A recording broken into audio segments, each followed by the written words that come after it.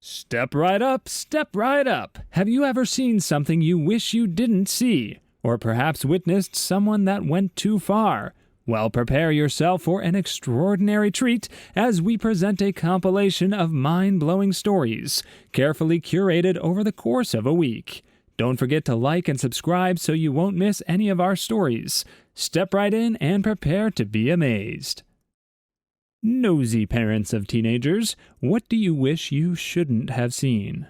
So there's a thing about helicopter parents, and those that are all up in their kids' business in general. It doesn't seem to do any good for anyone involved. The parent is just uptight and intrusive, and the kid has no sense of freedom or self-direction. So it's nice to hear about instances when the nosy parent got what they deserved by depriving their kid of privacy and sanctuary. Let's hear what some of the stories have to say. Story 2.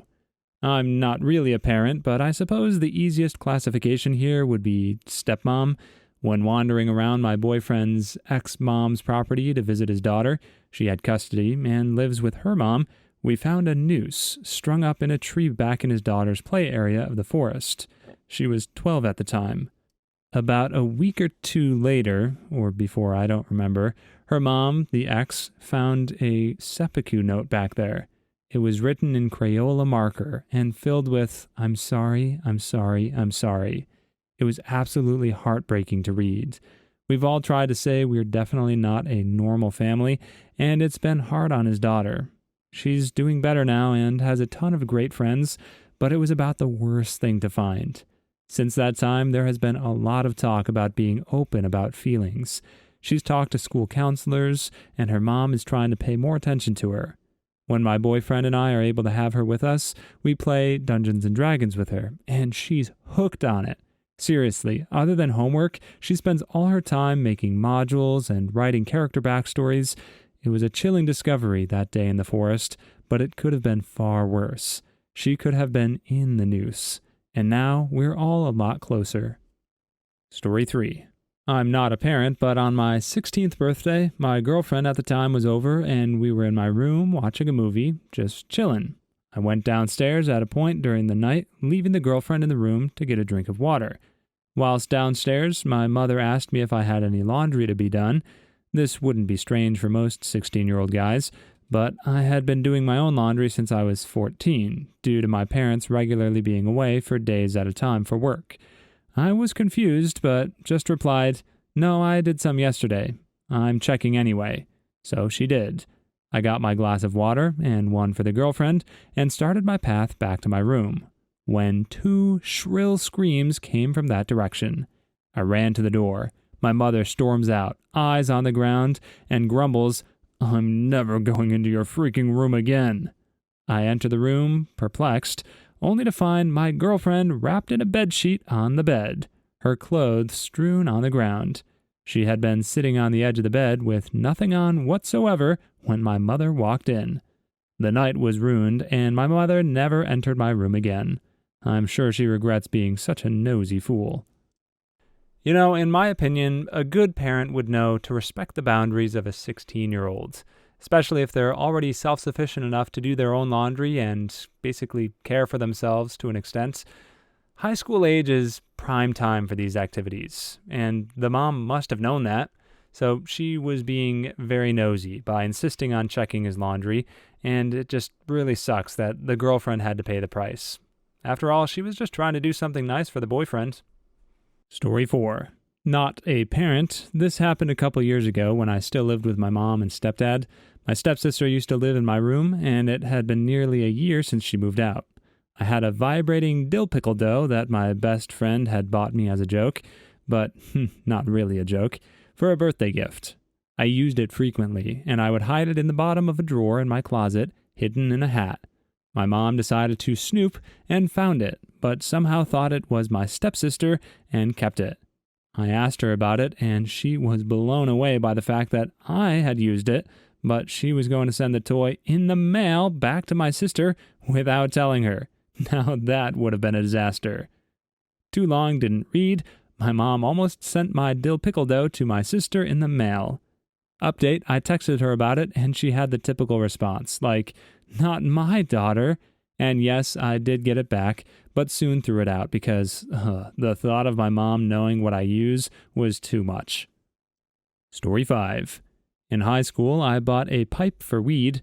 It went missing days afterwards, so naturally I was panicked.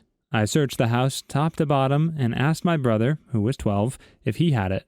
His answer was no, and it sent me into a panicked loop of searching the house, asking my brother. I had written it off until a month later when I heard a commotion from my brother's room. My father found the pipe, and my brother claimed it was mine. My father stormed down the hall and woke me up with, "Is this your hash pipe?" I had to stifle a laugh. First time I had even heard the word hash used as a drug name, and told him, "Nope, never seen that before." He went down the hall and proceeded to kick the crap out of my brother for smoking hash and lying. Still, to this day, I have a smile on my face telling this story. Worst part is, I don't think he ever even got to smoke anything out of the pipe. He was just a kleptomaniac. Just a quick flashback to Eric Foreman telling Red that those were pencil shavings in his sock drawer. Story 6. My mom taught me how to wash my own clothes at age 6. She honestly hated doing the laundry that much.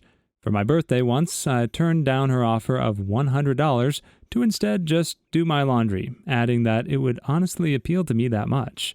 She still wouldn't do it, and left Benjamin in my coat pocket. Being a late bloomer, I took home a girl to meet my parents, and I had done it with her for the first time at 21 in their basement, as many young men do.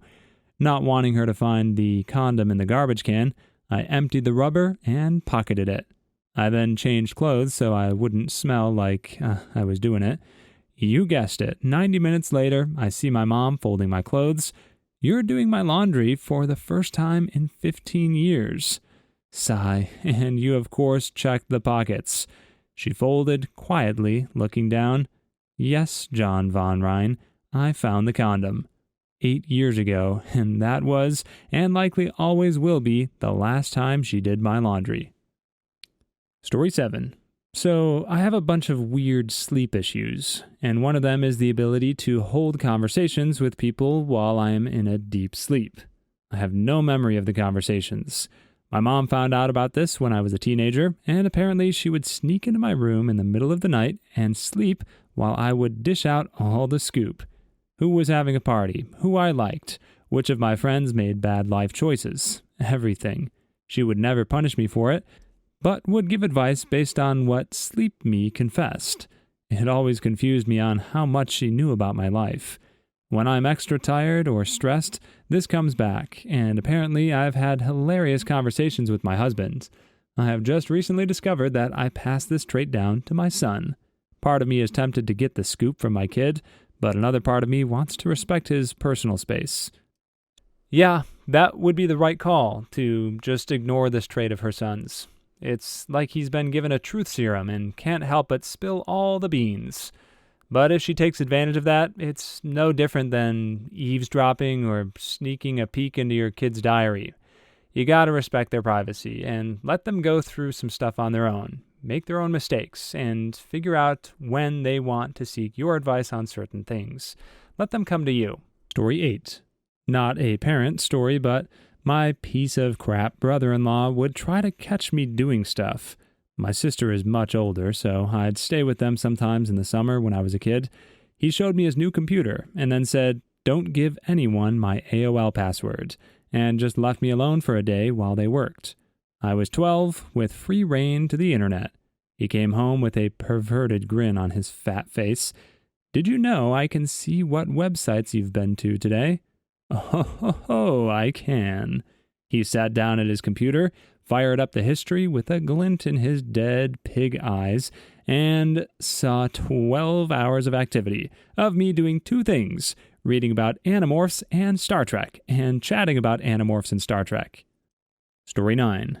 Not a parent, but this scenario is kind of the other way around. I found an uncomfortably large vibrator in my mom's room once when I was looking for candy, which she often hoards. Oh, and it wasn't the cheap kind either. They didn't spare any realism when they made that thing. Even worse, I thought it was a flashlight. You can imagine my surprise when the flashlight had veins, But of course, the most traumatizing part was when I pressed the button and instead of illuminating the drawer, it vibrates intensely. Took me half an hour to find out how to turn it off. Story 10. The little boy I tutor gave me his iPad so I could find some music on YouTube to play in the background.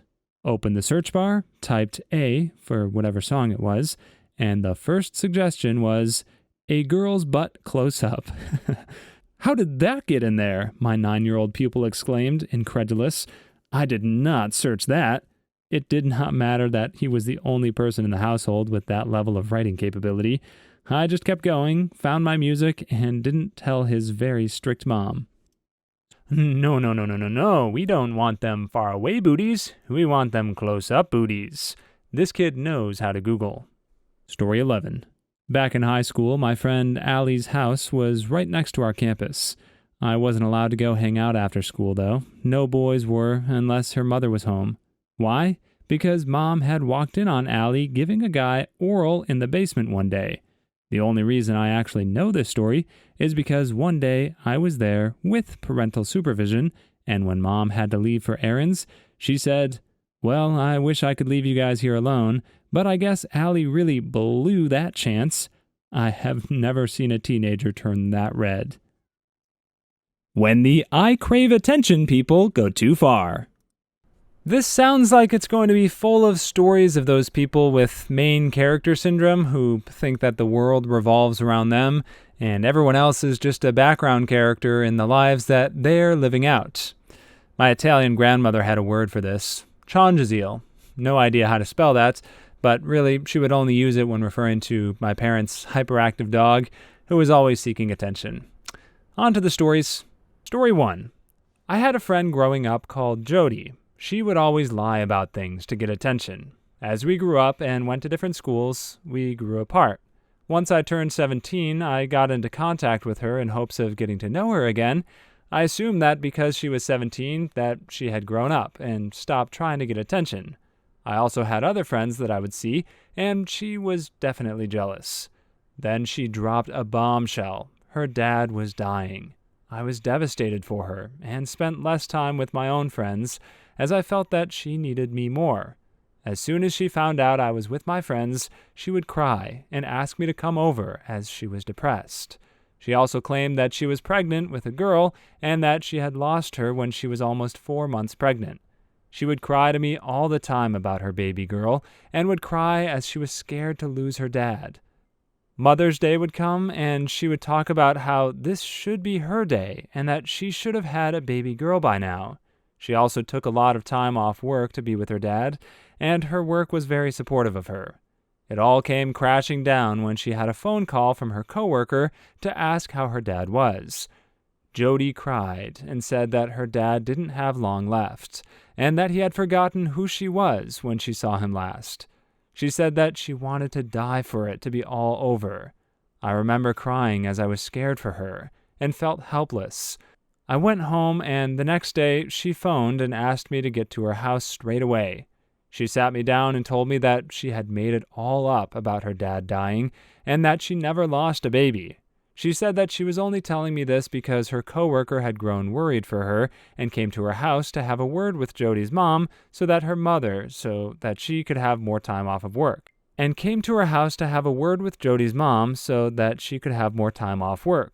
Her mother wasn't at home, so Jody knew she couldn't keep lying anymore.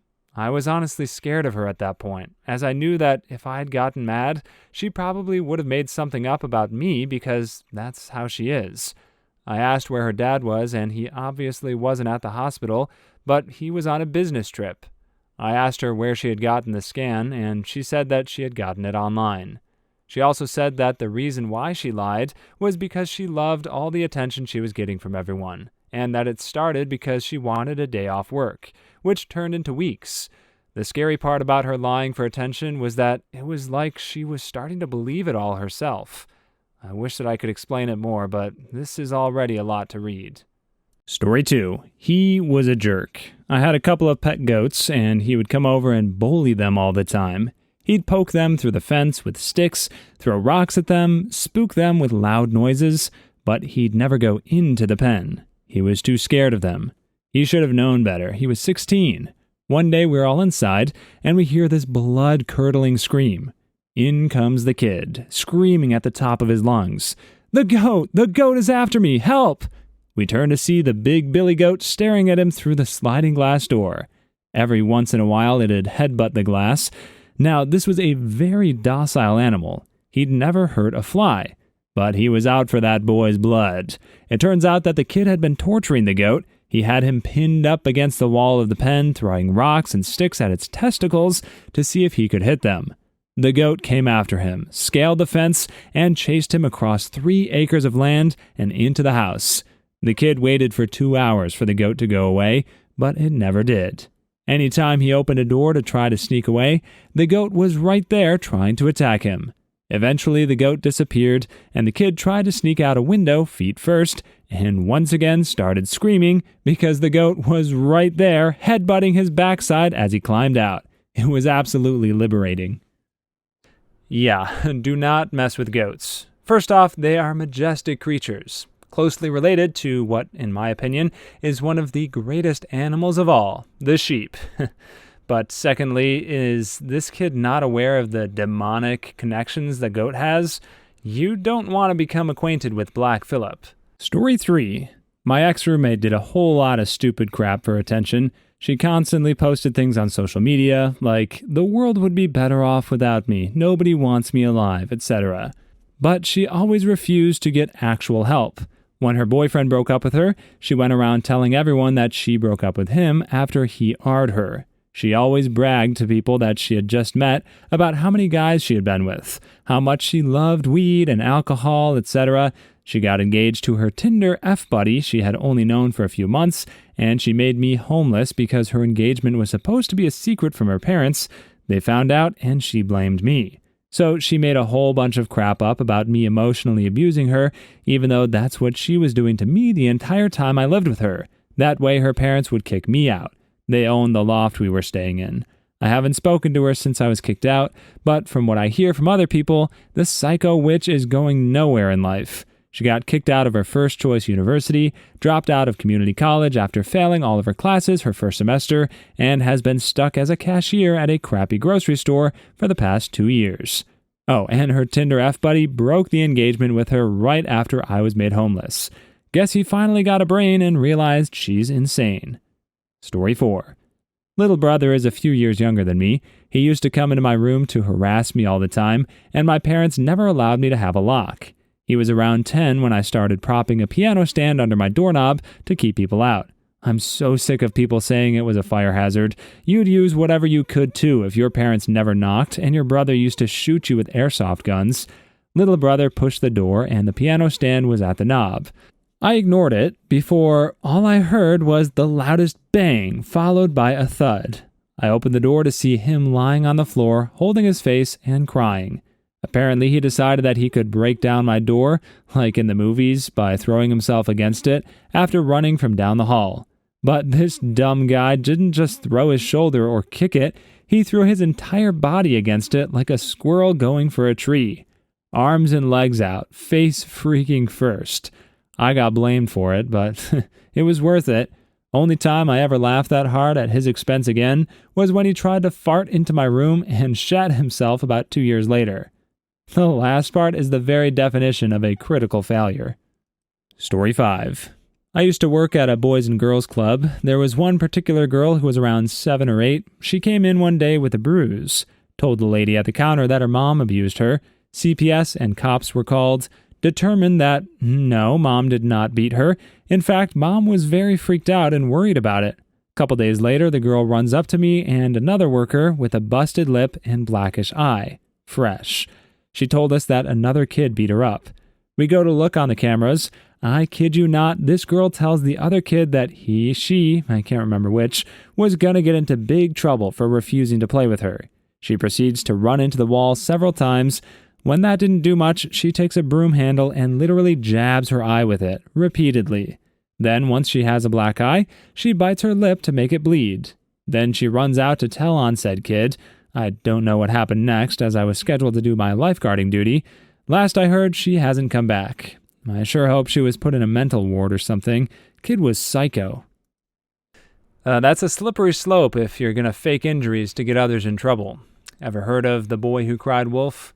Though I think it is a tactic sometimes used by siblings, to a much lesser extent, of course, whereby they're arguing with each other and one of them smacks themselves in the arm or something to alert their mom or dad, who's out of eyesight, that a fight is breaking out.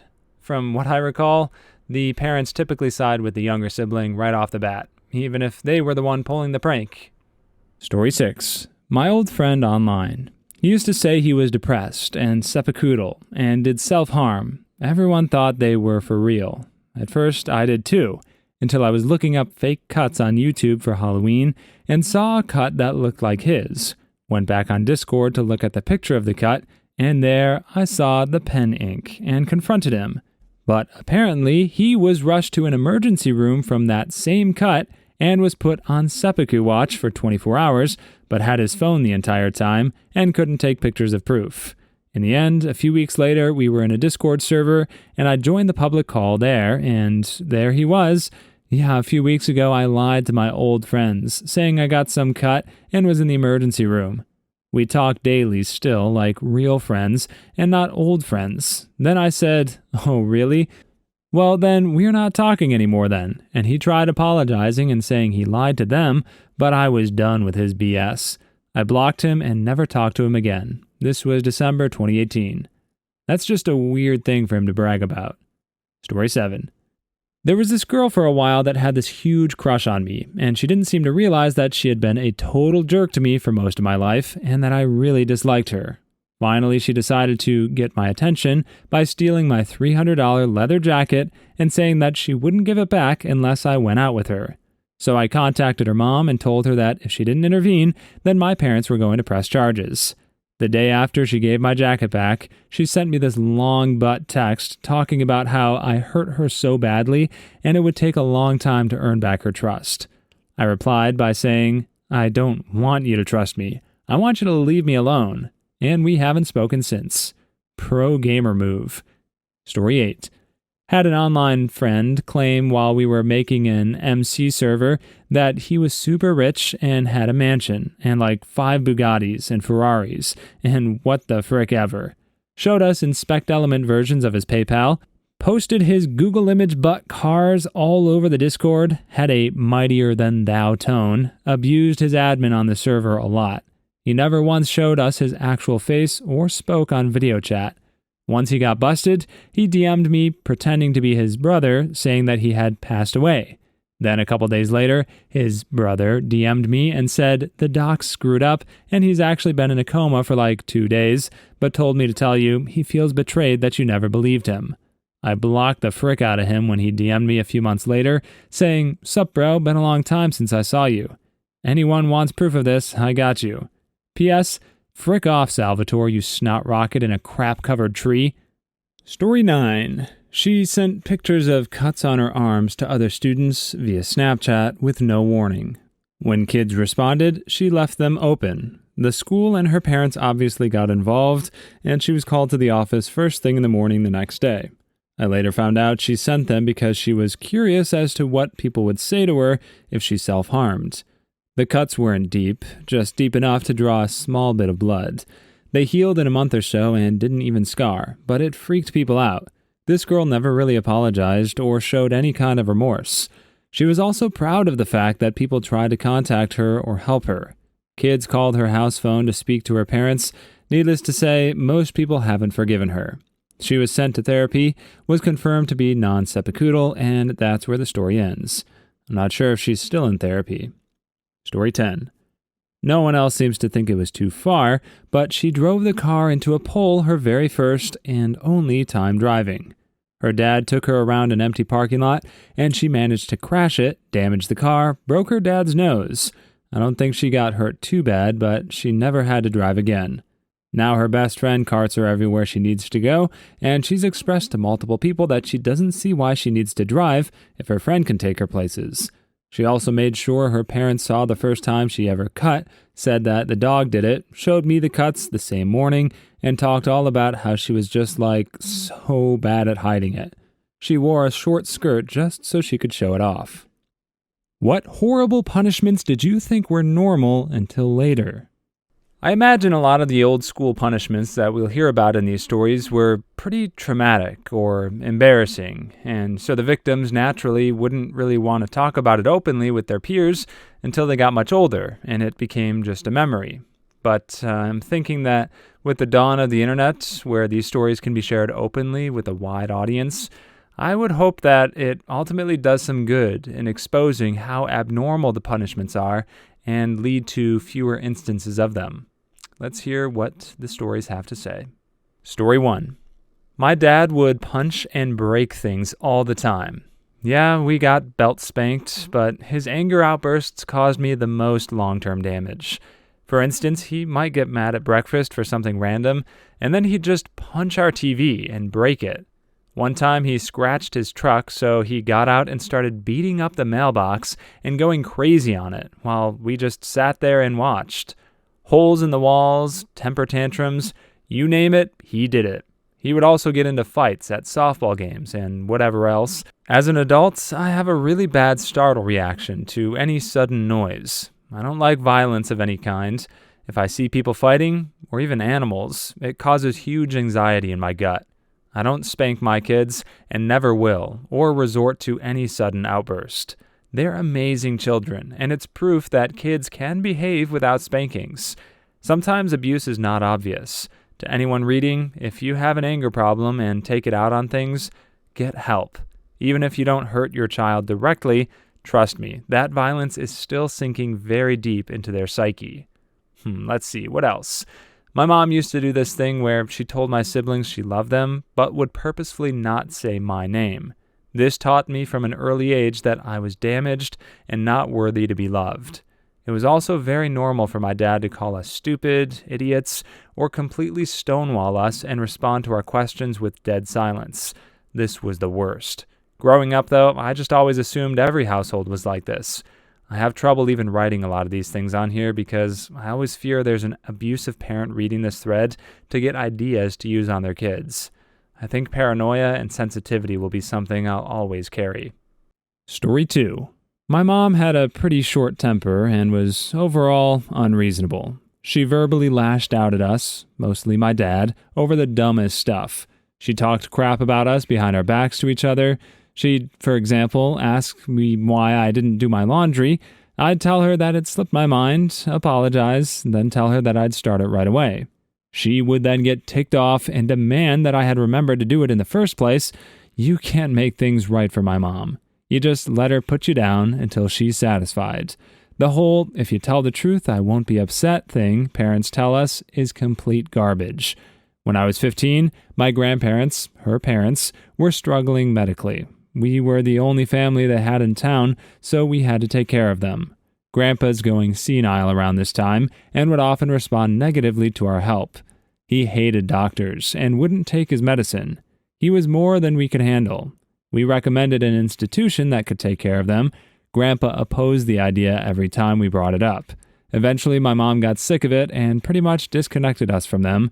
We didn't visit them on Mother's Day or Father's Day or any other holiday for that matter. When I wanted to visit them, I had to ask my dad for permission while keeping it a secret from Mom. We moved about a year later, and my mom didn't let us share our new address with anyone else but close friends because she didn't want her parents to know where they went. They're still in and out of the hospital, but I don't really know how they are. Story 3. Not my parents, but this guy my mom dated before remarrying. He would put down uncooked rice on the floor next to a wall and make me kneel on the rice while having my hands on the wall, as if holding up the wall. I still get chills just touching uncooked rice. I'm 25. This happened in the late 90s when I was around 5. This has to be some kind of old school form of punishment, no? When my dad was in grade school, teachers were allowed to give the strap to students for punishment. And when my dad got the strap at school, his old man would strap him again for getting in trouble at school. So when my dad was raising me back in the day, it was not unusual at all for parents to spank their kids. I was lucky. He only ever used his hands on my butt. He didn't hold back, though. My butt was tanned plenty. He was a big dude, and an angry dude a fair amount of the time. Today we call that abuse. I honestly don't want to debate anyone on whether it was or wasn't because I'm not really sure. I lived it and I know the studies that have been done and they aren't wrong. I just don't hate my dad for it. He was only doing what he was taught and what many other parents did as well back a few decades ago. And if it had been called abuse and had there been awareness about it back when I was a kid, I don't think my dad would have done it. There's no prescription for how to raise a kid. There's a million different guidelines, but ultimately, everyone is going to parent differently. The closest thing there is to a prescription, though, is just your own gut feeling and moral compass on things. And if this guy's dad was under the impression that spanking was just the totally normal, conventional way of disciplining your kid, I guess I wouldn't really classify that as having malicious intent. Of course, you can only follow the norm to a certain extent, and it's ultimately good to question the status quo and seek out an objective truth, if it exists. As time went on, it seems that more studies were done to show that spanking is detrimental as it increases aggression in young children and is ineffective in changing their undesirable behavior. So I'm glad to see that society overall is moving in the right direction on this one. Story 4. Destroying my things, making me cook for myself from the age of 5 and up. I didn't realize this was unusual until my therapist, just last week, told me. Withholding food, withholding water, slamming my head into walls, manipulating me into doing things I didn't want to do, laughing at me if I got hurt, and telling me to toughen up and stop with the crocodile tears. To this day, the phrase crocodile tears gives me flashbacks, stopping me from sleeping for days on end, locking me in cupboards for days on end, prohibiting me from showering, ripping my hair out, cutting my hair violently with blunt scissors, isolating me to the point where I don't know basic things most people my age know, beating me and cutting my twin sister if I messed up or became annoying, etc., etc., etc. I never thought twice about it. Anytime I tried to tell another adult, they would tell me to respect my elders, or to stop misbehaving, or assuming I was acting like a teenage brat, even at 7, and deserved everything I got, and more. Nobody reached out to comfort me, nobody tried to protect me, nobody did anything. Rarely in my life have I ever experienced human kindness, and yet I'm not a sociopath. I hate to see other people in pain, and I'll always extend a hand if it won't put me in a detriment. I will be okay, even if I'm a bit traumatized and mistrusting. I'm a functional and reasonably successful young adult with a future ahead of me, and I made it all on my own. Story 5. You can't call out her BS. She liked incriminating others, saying we were selfish for not letting me have feelings. Put yourself in my shoes, she'd say. Because of this, my dad was always on her side, defending her. She targeted most of her rage at him anyways. Kids aren't playing outside, it's his fault for being at work rather than taking them fishing or something. Break another laptop or phone must mean he's being stingy and buying his wife garbage because his stuff never breaks. Straight up just not happy? Find something he's doing wrong and create an argument about it. Growing up, I thought lashing out at others for stupidity and being inconvenient was just a normal thing that people did. She was a terrible example that way, and it really hurt my sister. She's constantly struggling to control her explosive emotions and frequently is depressed. Mom and Dad berated her for her emotional instability, and she felt like she couldn't do anything right. She's currently fighting to become a more independent and confident adult.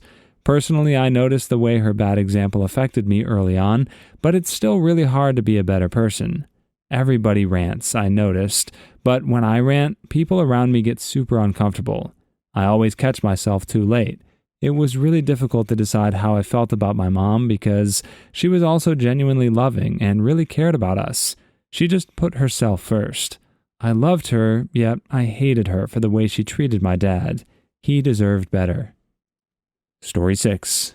My ex-stepdad was weird. If I left a cup of soda out, he would pour the whole bottle down the sink. He would take away Christmas or birthday gifts if we were bad, whatever that meant. My things got taken away a lot. Feelings were frowned upon. He was super protective of my mom during a time when I needed her the most. I was 10 and my parents had just gotten divorced and we moved a few 100 miles away. I remember maybe a month after we moved, I had a massive ear infection. I was crying because it hurt so bad, and instead of comforting me, he was just holding my mom, telling her how great she was. Like me and my siblings, any bad feeling we had just ruined her life or something. What made it hard was a lot of the things I was getting punished for were because I had severe, undiagnosed at the time, anxiety. Happy ending though, she dropped his butt when I was 15, and she and I have an amazing relationship. Story 7. I would get in trouble for simply expressing an opinion if it was counter to what my parents thought. My dad's punishment of choice was the belt on the bare bottom. I'm female, and this went on well into my teens. He'd make me take off my pants and bend over the bed. It was as humiliating as it was painful. He was also the king of gaslighting, and would sometimes ignore me for weeks if I'd slighted him in some way. There were times he acted like I didn't exist, and I'd have no idea what I'd done to upset him. It made me very insecure because I never knew what would upset him. Or sometimes something that I'd said that made him laugh one time would anger him the next time I said it. So I'd say or do things that had amused him before in a desperate attempt at gaining his approval, only to set him off and end up getting beaten or ignored. Story 8. When my sister and I were younger, about 4 and 7, she would pee her pants and I had trouble sleeping. My parents' solution to this was to make my sister wear her peed underwear like a hat on her head and only address her as gross peahead. They also decided that the way to cure my sleeping problems was for my stepdad to drag me out of bed at 4:30, 5 a.m. He'd make me march up and down the street with no shoes, chanting, "I will let my parents sleep at night. I will not wake people up." We'd do this for about an hour or so until I started to cry. He called them army days. I didn't realize how insanely abusive these things were until I was telling stories to a boyfriend of mine a couple years ago, and he got upset about my abusive childhood. It honestly seemed normal to me. Yeah, I get that parenting is probably one of the hardest things to do in life. And again, there's no prescriptive guidance that works for every single kid, so a lot of it is trial and error. But still, right off the bat, it seems pretty obvious that shaming your kid by making them wear their soiled underpants on their head as if they're a dog that you're rubbing their nose in their accident, that surely can't be the way to go. And marching them through the streets on display like they're Cersei Lannister is also a bit extreme. Story 9. My dad would jizz on me and my siblings. A lot. Here's the actual story. My dad is Iranian, so there's a little language barrier, even to this day. He found that if he wrapped his hand around our wrists and pinched just the tiniest amount of wrist skin, it would cause us enough non-harmful pain to where we would give in to whatever he wanted us to do. And I think that he thought on some microscopic level, the noise this pinching would make was jizz. So there were times that my siblings and I would be dashing through the house in terror, and my dad would be chasing us, brandishing his hand, yelling, "I'm gonna jizz on you." And that's 100% true. Story 10. I was completely in charge of my younger brothers. I had to change diapers, give them baths, feed them, get them dressed. Everything was my job. When I was in high school, I was responsible for watching them over summer break, and if I wanted to hang out with friends, I had to take them with me. My mom bragged about it to her friends, said it was the best form of birth control, so I wouldn't want to risk doing it as a teen and getting pregnant. Thing is, she essentially made me a teen mom and tried to prevent me from becoming a teen mom. I had to make all the sacrifices a teen mom has to make without even getting pregnant. Have you ever witnessed a genuinely nice person get backstabbed for no apparent reason? What happened? I generally like to believe in karma and that doing good deeds propagates through the universe and in some way causes good things to return back to you.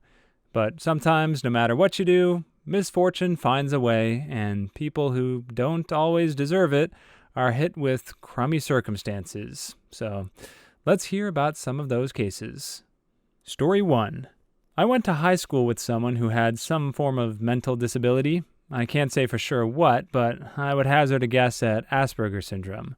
She was a very nice person, very outgoing in that she was always trying to make friends, but had a very hard time picking up on social cues and social norms.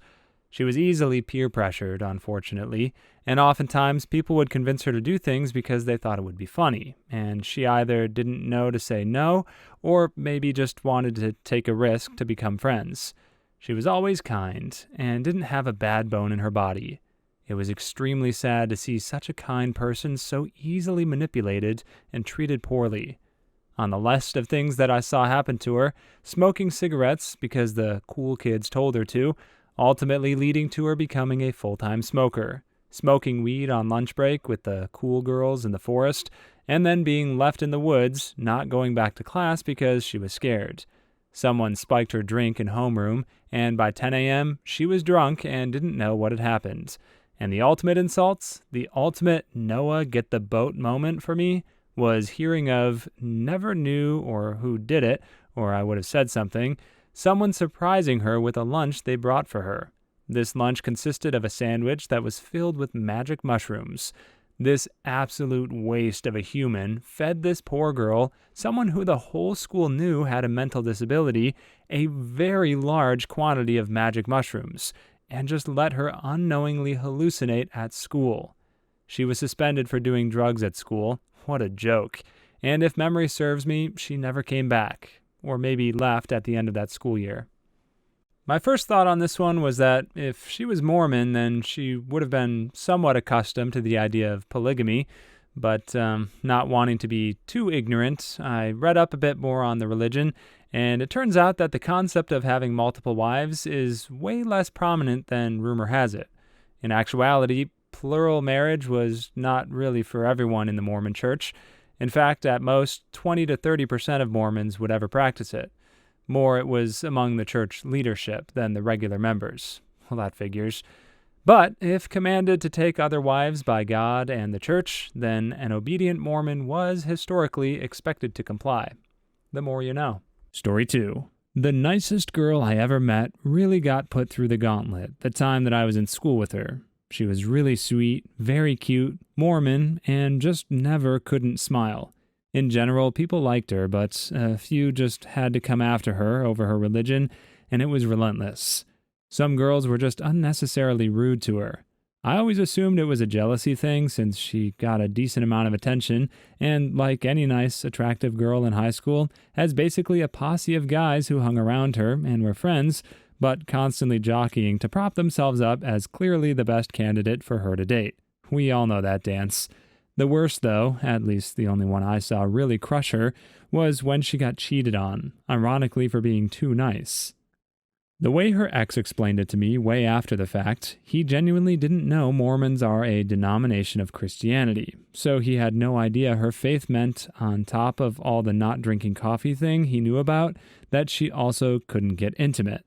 He didn't figure that till months in and had just assumed that she was just playing things slow because she was so innocent. So instead of bringing it up with her that he was used to basically nailing a girl in the dugout at least every week between classes, he thought that would hurt her, and she didn't deserve that. So he geniusly decided to just bang his ex whenever the need arose and date her, and it'd be all cool. Except she wasn't stupid, and this was high school, so before the month was through, she knew and was just bawling for a good few days. Story 3. I used to work with a lady in an old IT department who was basically everyone's work mom. She did her job, but also liked to make sure everyone was happy. She kept track of everyone's birthdays, so she could make them a cake or cookies. She would offer to cover for you if you needed to leave early or take a long lunch or anything. Just overall a great person. Well, she was also one of the oldest, in tenure, not age, employees at the company, and knew the CEO and most of the managers well. At one point, there was an opening for a manager in a department she used to work in before moving to IT. We all told her to go for it. The CEO herself even suggested that she go for it. So everyone assumed she was a shoo-in and that the interview was just a formality. So after the interview, they give the job to someone else. My coworker feels really hurt and betrayed because why would the CEO push her to apply and then not hire her for the position? Months go by and the role is vacant again. Restructuring, the new manager got shuffled somewhere else, and again the CEO and some of the managers of other departments tell my coworker to apply. She is reluctant, but eventually she does. And they do it to her again. At that point, she took it personally and felt like she did something wrong, or wasn't a good employee or something. It killed me to see that poopy company break her spirit like that. Becky, if you somehow hear this, you're the best, and way better than that place deserves. Story 4.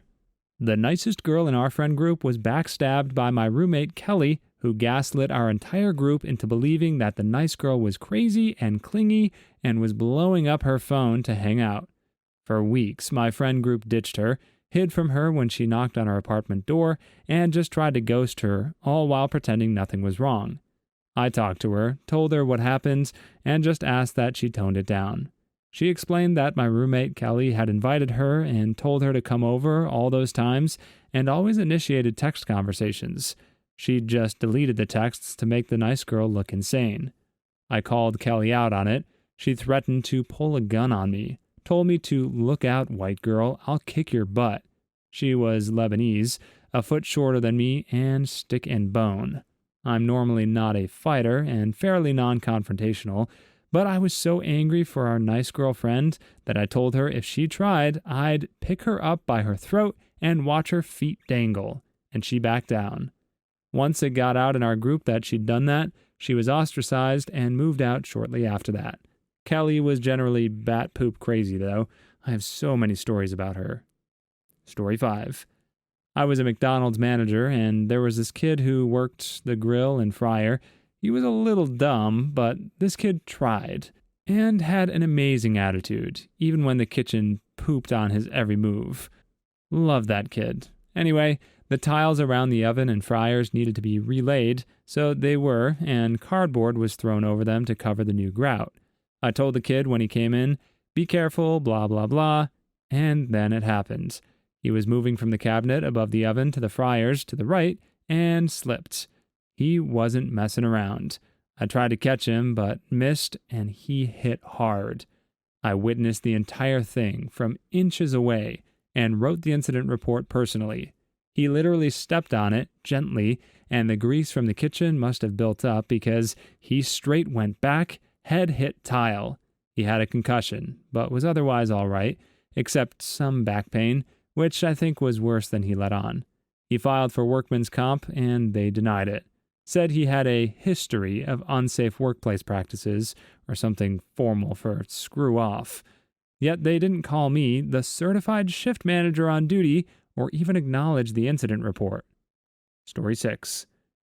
My wife was always a fun, outgoing person, especially in her teen years. She just liked relaxing on the beach, surfing, campfires, and dancing. Even when people were mean to her, she isn't mean back, which of course had its own issues. One time she went camping with a Mormon youth group, camping at the beach, which was and is her favorite thing to do. Being it was Mormon and in the western states, there's a large population of Polynesian members. She got back to her tent after eating dinner around the campfire and was completely exhausted, and 3 Tongan girls had filled her entire sleeping bag with dead, rotten fish and seaweed. They were waiting near her tent and laughed at her when she found it, asking her what she was going to do about it, just like classic bullies. Nothing was done to these stupid pieces of crap for this. It devastated my wife, and she stopped going to beach parties with the LDS church, since this never happened to her during a normal beach party where people are literally there just to have fun and crash. Wherever they are right now, I hope they are miserable and missing half of their faces. Story 7. Melvin and Marjorie had been married 40 years and looking forward to a comfortable retirement when Melvin told Marjorie God had called him to be a missionary in the Philippines. Marjorie, being a good Christian, supported her husband's decision, bought him luggage, and drove him to the airport, as a good wife does. Melvin wrote emails every day talking about his ministry and how things were going, and asked Marjorie to send him money occasionally. Months passed this way, and soon it was time for Melvin to come home, and he did, with a new 18-year-old bride. As it turns out, Melvin had divorced Marjorie in secret by forging her names on a do-it-yourself divorce kit and filing it with the court. Marjorie defaulted, of course, and the divorce was finalized without her ever knowing.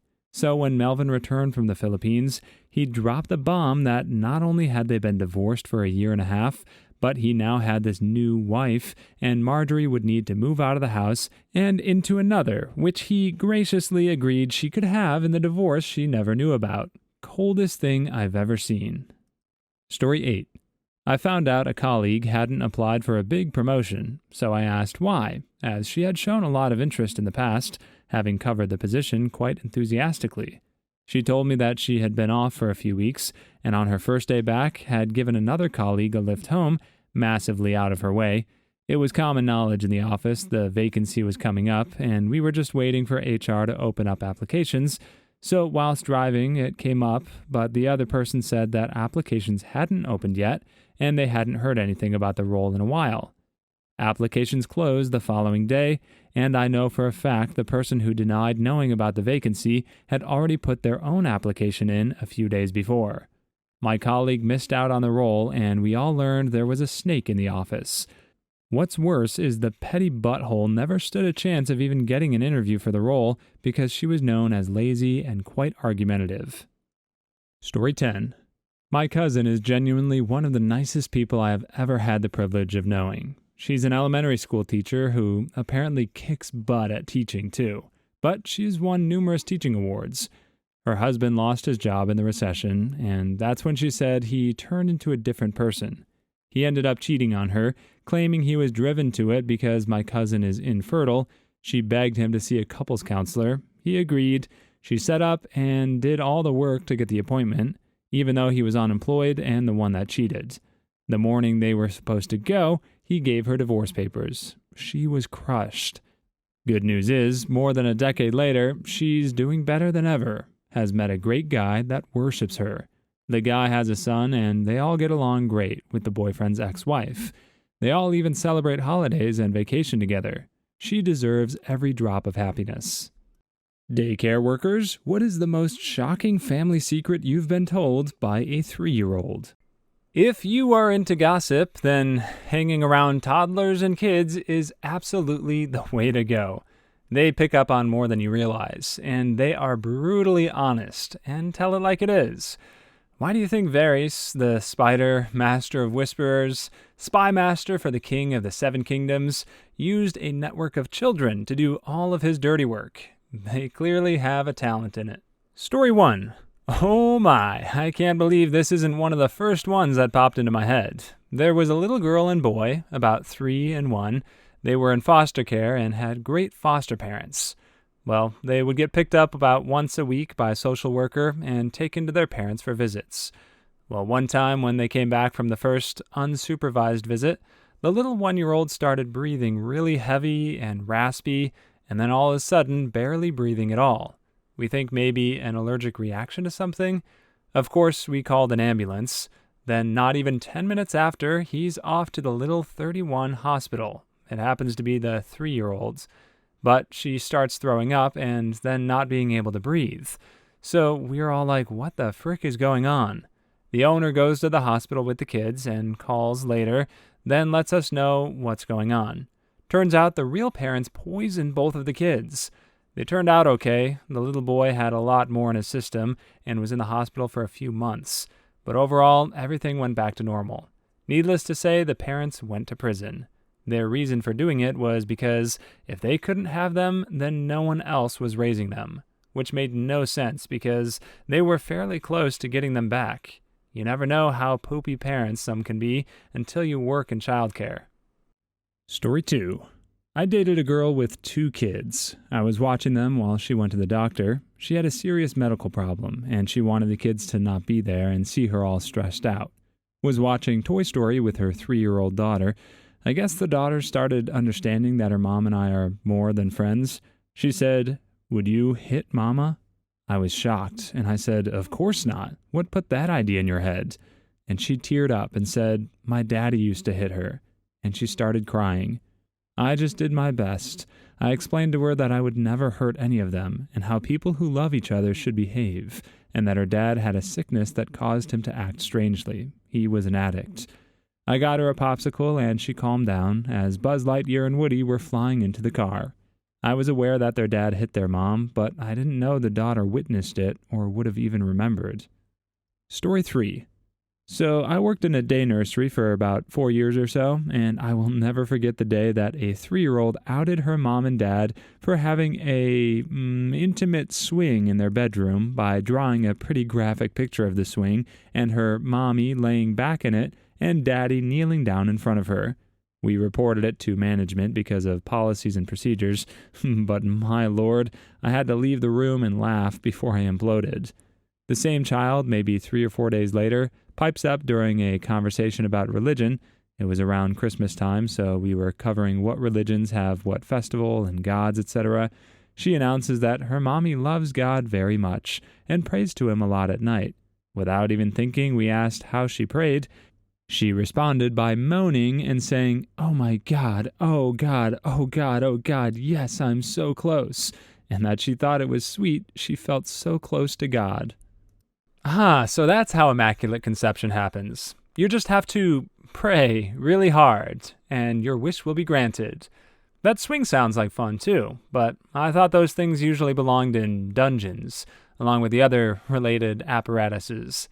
But like I said, you gotta be discreet with these things because kids will pick up on everything. Parents have the eyes in the back of their heads to see the shenanigans that kids are up to when they think that they're not being watched, but kids have eyes in the front of their head, just above their noses, and they are not shy about openly sticking those noses in everyone else's business. Story 4.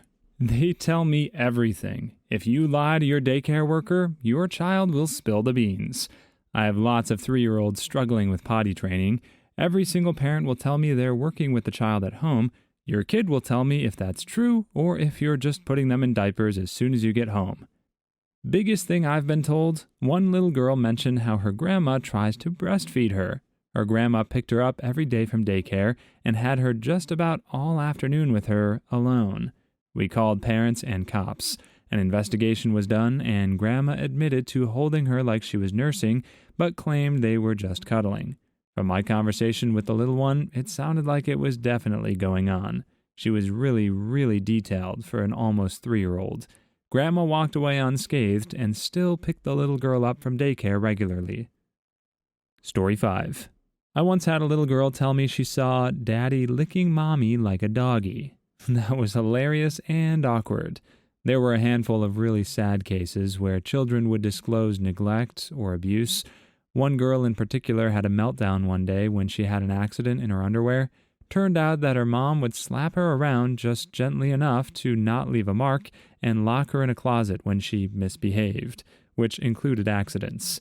Needless to say, we reported the mother to CPS and did a rush job washing the girl's clothing so she could go home in the same clothes she wore to school without her mom knowing about the accident. Lots of kids spilling the beans on new pregnancies or divorces, arguments between parents, or infidelity. Kids see and hear a lot, and they tend to have incredibly good memories for that kind of stuff. Story 6. Not sure if this counts.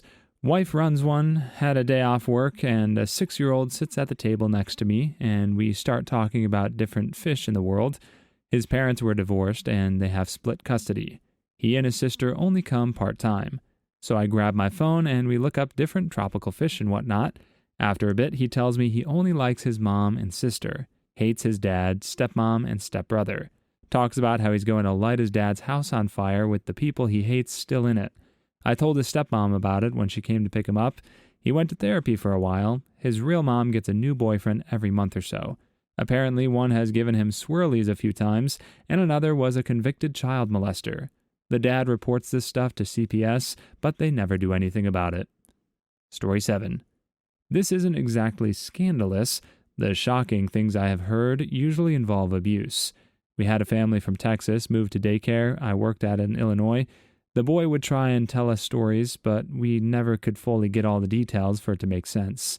It would usually go like this. You know who's bad? Who's bad? The black man. Who? The black man is bad. He hurts people.